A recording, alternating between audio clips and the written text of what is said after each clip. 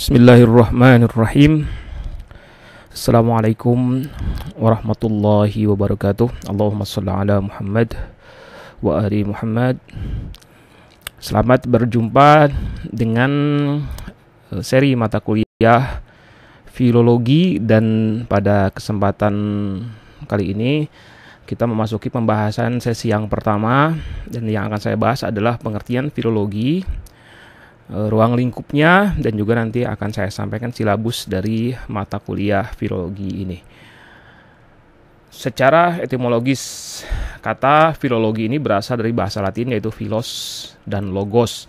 Philos dalam bahasa Yunani maknanya adalah cinta, sedangkan logos itu bermakna kata-kata atau kata. Dengan demikian, filologi itu secara harfiah berarti cinta kepada kata, kesukaan kepada kata-kata, kecenderungan kepada kata-kata.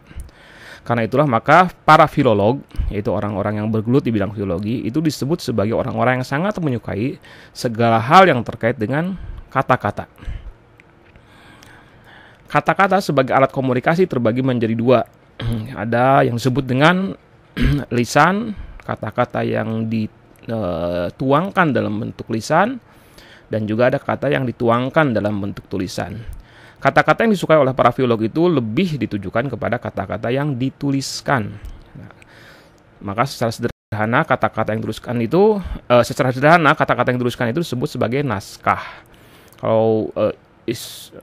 Kalau naskahnya terkait dengan apa yang terjadi di masa lalu, biasanya disebut itu disebutnya manuskripnya. Artinya, maka para filolog itu adalah orang-orang yang menyukai naskah atau kata-kata yang dituliskan dalam media bernama naskah. Nah, di dalam bahasa Latin, logos juga memiliki arti ilmu.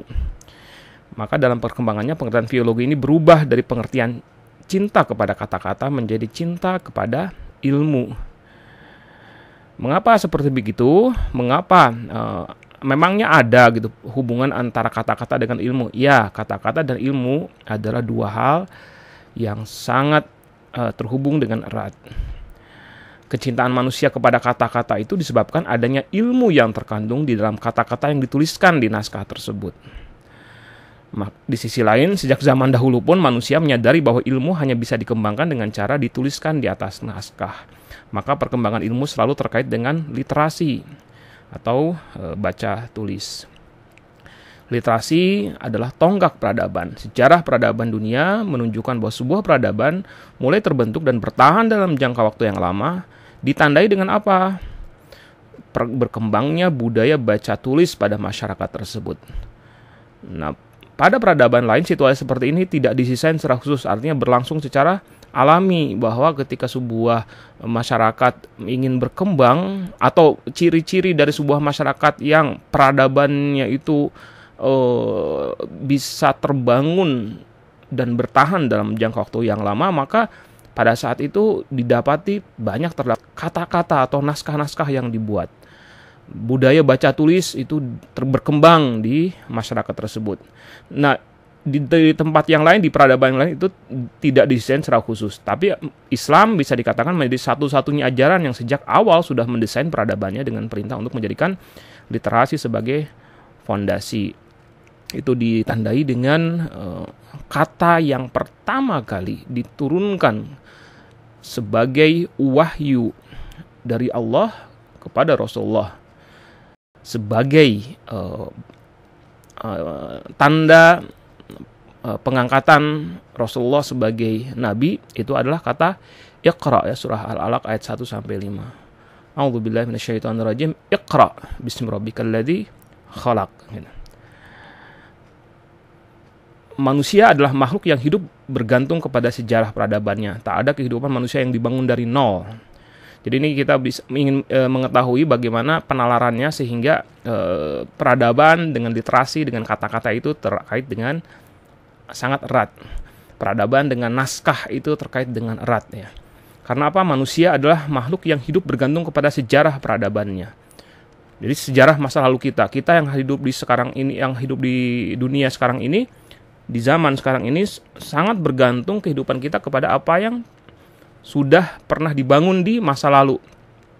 Tidak ada kehidupan manusia yang dibangun dari nol. Manusia membangun kehidupannya dengan memanfaatkan apa yang sudah pernah dibuat oleh generasi sebelumnya. Segala macam informasi terkait apa yang pernah dibuat oleh generasi sebelumnya itu hampir semuanya diketahui melalui tulisan. Apalagi zaman dulu ya, zaman sekarang mungkin tulisannya muncul dalam bentuk yang lain. Yang jelas poinnya di sini adalah bahwa kita di zaman sekarang ini kan hidup ini tidak berasal dari nol.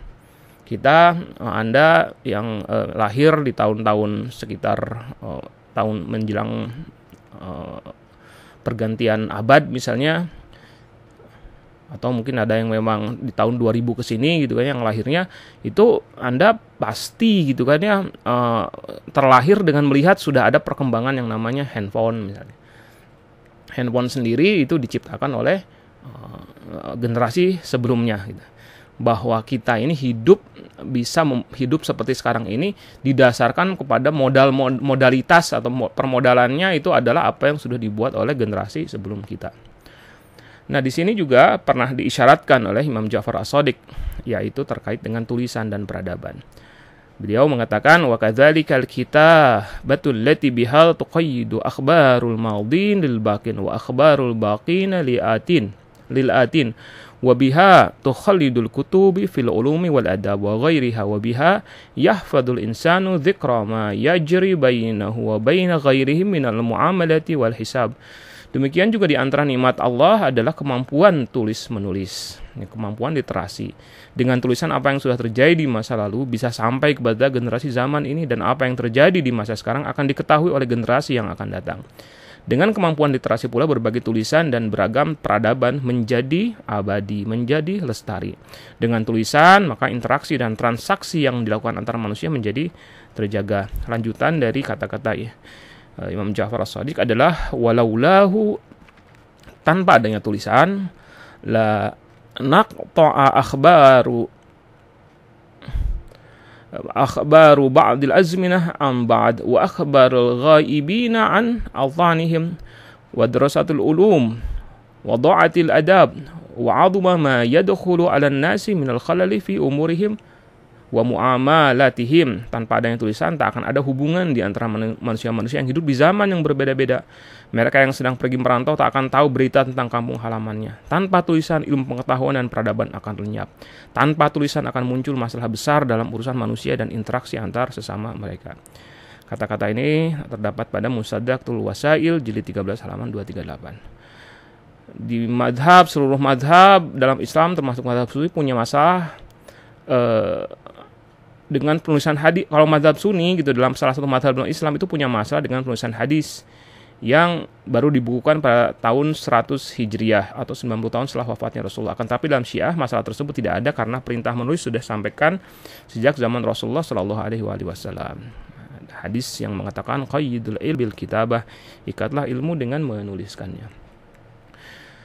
Literasi adalah basic untuk ilmu pengetahuan. Karena itu literasi memiliki implikasi yang sangat kuat dengan ilmu pengetahuan. Literasi dan ilmu pengetahuan menjadi dua hal yang tidak terpisahkan sebagai bagian dari ajaran utama agama Islam. Agama Islam mengajarkan pentingnya ilmu dan pengetahuan. Pada wahyu pertama yang turunkan, Allah menyebut 3 kata kunci, yaitu membaca, pena, dan ilmu. Iqra, dan kemudian qalam, dan ilm. 'Allamal insana ma lam ya'lam. Tuhanlah yang mengajarkan ilmu, memberikan ilmu apa yang sebelumnya tidak diketahui. Nah, orang-orang yang begitu menyukai orang-orang begitu menyukai naskah karena ingin mengetahui pengetahuan yang dituliskan di dalam naskah tersebut. Akan tetapi ketika yang hendak dibaca adalah naskah kuno atau manuskrip, mereka terbentur kepada sejumlah kendala atau tantangan, yaitu pertama, bahasa dan aksaranya banyak yang sudah tidak lagi difahami. Yang kedua adanya kerusakan pada naskah tersebut. Yang ketiga yang ditemukan adalah naskah salinan, bukan naskah asli. Jumlah naskah salinan ini seringnya lebih dari satu naskah dengan sejumlah perbedaan, dengan sejumlah variasi antara satu sama lain. Karena itulah kemudian dikembangkan sebuah ilmu khusus yang bertujuan untuk mengatasi ketiga kendala di atas. Ilmu itu disebut filologi. Jadi ketika kita berbicara mengenai filologi, awalnya seperti begitu, mereka manusia itu menyukai kata-kata karena mereka menyukai ilmu yang ada di dalam kata-kata atau yang tertuang di dalam naskah tersebut. Akan tetapi ketika yang ingin mereka pelajari, yang ingin mereka baca adalah naskah kuno yang ternyata memiliki minimalnya ada 3 kendala, maka dikembangkanlah bagaimana caranya agar bahasa dan aksara yang tidak difahami itu bisa terpahami. Bagaimana melakukan rekonstruksi atas naskah-naskah yang mengalami kerusakan. Bagaimana menentukan di antara berbagai macam naskah salinan itu. Mana naskah-naskah yang paling mendekati atau sesuai dengan naskah aslinya. Nah, ilmu-ilmu itulah upaya untuk mengatasi masalah-masalah itu kemudian dikembangkan dalam sebuah ilmu yang disebut dengan filologi. Nah, secara terminologis, maka filologi didefinisikan sebagai ilmu yang mempelajari naskah kuno atau manuskrip. Adapun ruang lingkup ilmu filologi meliputi pernaskahan, ada yang disebut dengan kodikologi yang meliputi sejumlah aspek, diantaranya adalah bahasa, aksara, media penulisan, penyalin, pengarang, fungsi sosial naskah, fungsi sosial teks, dan lain-lain. Dan yang nanti akan kita bahas ya, akan tiba gilirannya pembahasan mengenai kodikologi ini. Kemudian ada lagi yang kedua adalah tekstologi yang meliputi kritik teks, penyuntingan teks, transliterasi, dan penerjemahan. Nanti kita akan belajar juga terkait dengan perbedaan antara teks dengan naskah. Apakah perbedaan di antara keduanya? Nah, ini kurang lebih bagan dari ilmu yang akan kita pelajari selama 1 semester ini. Ada filologi terbagi menjadi kodikologi dengan segala macam aspeknya yang terkait dengan media, bahasa, aksara, dan lain sebagainya. Kemudian ada yang disebut dengan tekstologi. Tekstologi terbagi menjadi ada kritik teks, edisi teks, transliterasi, dan penerjemahan. Nanti kritik teks nanti akan terbagi lagi. Ada yang disebut dengan naskah tunggal, metodenya ada diplomatik dan standar. Kemudian ada yang disebut dengan ketika dikritik teks itu adalah kritik teks atas naskah jamak. Ada intuitif, objektif, gabungan, dan landasan. Masing-masing kita akan bahas satu persatu.